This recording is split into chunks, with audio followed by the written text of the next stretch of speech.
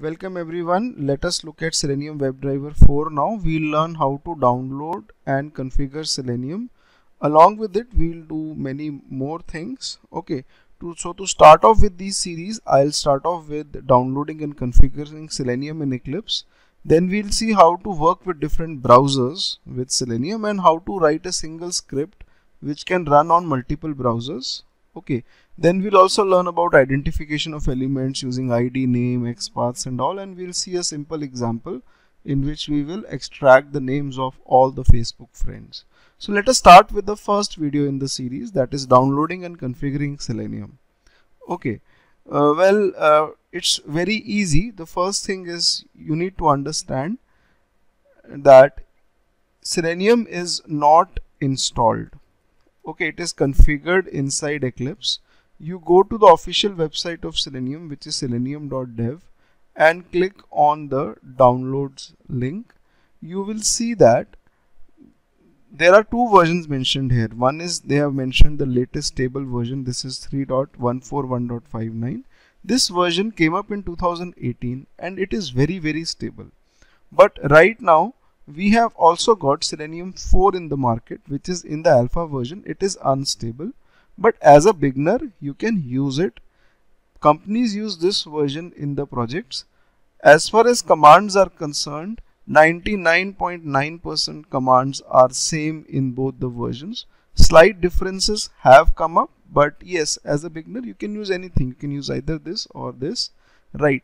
To download the alpha version, we'll use Selenium 4 alpha version. To download it, you can go down and under Java you can click on the alpha download link, this one over here.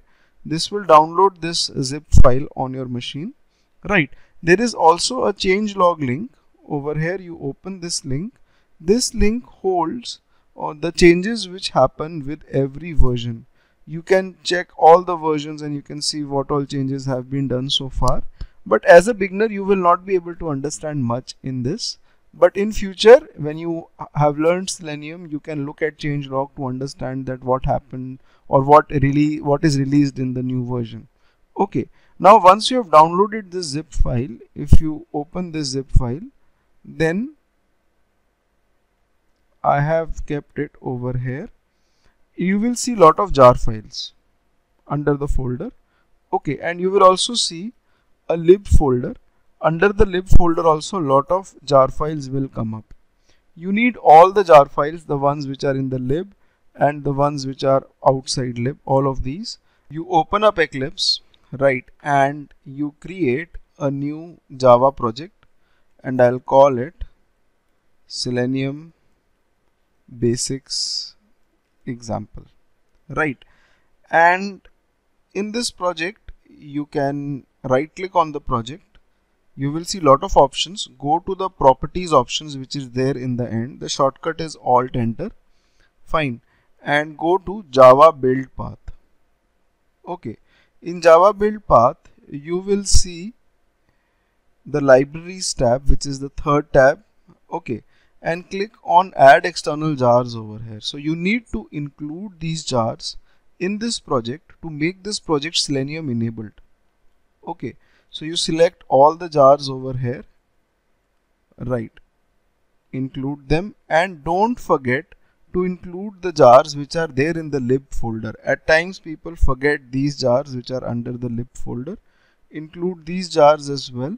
So you will have the reference library section generated, under which you will be able to see all the Selenium jars, which means that your project is Selenium enabled. If you don't see this reference library section and if you just see the jars directly, then also it's okay. Basically, you need to be in the Java perspective in Eclipse.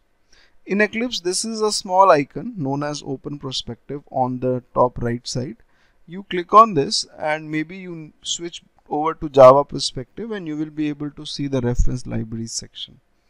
Okay, so now your project is Selenium enabled, and in the next part we are going to see how we can work with different browsers, how we can launch IE, Chrome, Mozilla, and what are the prerequisites for these browsers and all.